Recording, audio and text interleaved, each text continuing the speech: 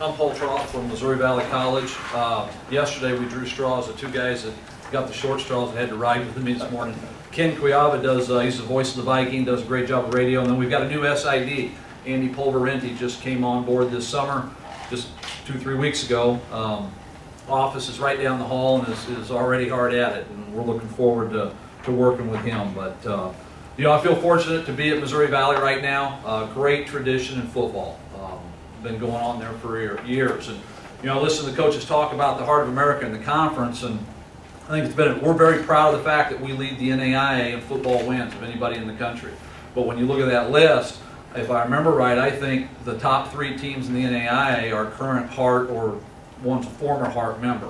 You know, so I mean, there's been good football in this conference forever, and last year was a fun year for us. And when they do these rankings, I know a lot of times, you know, all of us up here, we're all competitive, and everybody's undefeated right now. You know, here a few weeks down the road, there's some of us won't be smiling as much, but it is going to be a lot of fun. And you know, for us last year, outside of one trip to Atchison, it was a good year, but there were several games in all those that were a little bit back and forth, where it could have gone either way.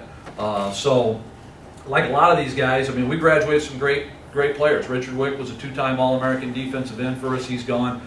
Adam Mayer, one of the best linebackers I've ever had. It's just, but you know, he's a guy first team all conference, but you know, just is going to be missed. The leadership from him. Gary Taylor, our leading receiver, we had an All-American punter, did a great job. All those guys are graduated and gone. So you know, we've got some holes to fill, like everybody. We've got a good core of players coming back. Stephon Kelly was a first team all conference tackle. He's coming back for his senior year. He just gets better and better all the time. We're real excited about him. Tyler Davis was a first-team kick returner, plays corner for us. Outstanding athlete, just a high-energy, great kid to talk to. He's just a high-energy kid. He's always smiling. He's always happy, and we're looking forward to seeing him play a little bit. But you know, we've always been a little bit old school, or I have at least in coaching. I mean, we want to play great defense, and we want to try to run the ball. And you know, years when we've had good teams, good records, we did those two things a little bit better than some other years where we didn't do that as well. So that's always going to be the key for us. We do graduate about half our defensive starters. We've always had the philosophy we want to recruit competition. We want to bring guys in and let them compete. And so we're looking forward to getting started here on Friday and start to see, you know, some of these guys, these spots that are vacated by the seniors, see who's going to step up for us.